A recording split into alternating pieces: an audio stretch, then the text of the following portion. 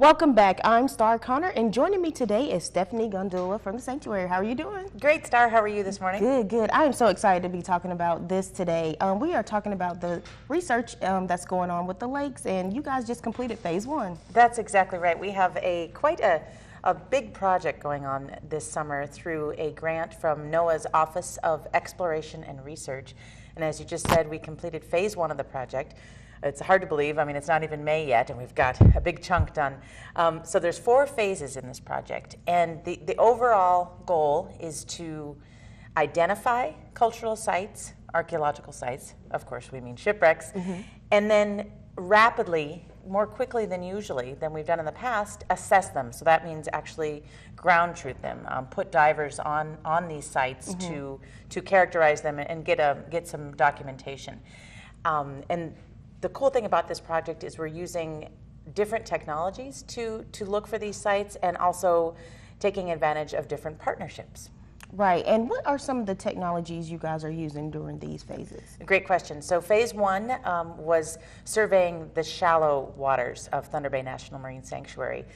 The goal in the project is to survey areas that we normally can't get to with our typical research vessels. So that means very, very shallow areas and very, very deep areas. So phase 1 was the shallow areas, and we were partnering with the Collaborative Center for Unmanned Technologies, which is another fancy way of saying drones. We had some partners, 2 NOAA pilots, NOAA Corps pilots, bring out 4 different unmanned aerial systems, 4 different types of drones. And they came out and surveyed an expansive area off of Black River, so south of Alpena here, and also off of North Shore. These are areas that are traditionally known as ship traps, if you will. And they were able to survey and document these shallow waters and look for shipwreck parts.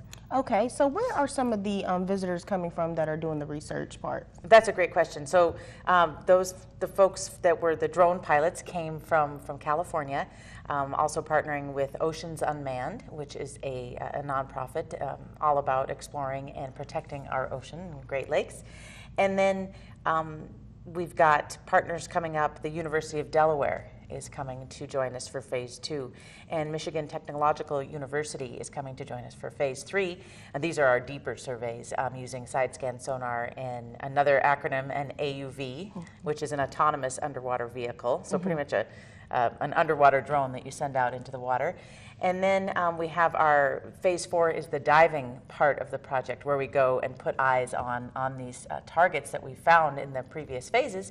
And that's going to be partners East Carolina University, Monitor National Marine Sanctuary, and all throughout, of course, are one of our main partners, NOAA's Great Lakes Environmental Research Lab. Right, so what do you expect to get out of this? Oh goodness, that's a big question, because it's really an exciting project. So we're looking forward to many different facets of it. Of course, we're hoping to find some new sites. You've heard the numbers that there's 4,300 square miles in Thunder Bay National Marine Sanctuary. We've identified nearly 100 shipwrecks, and we expect that there's 100 more within these waters. So we're really expecting to find some shipwrecks.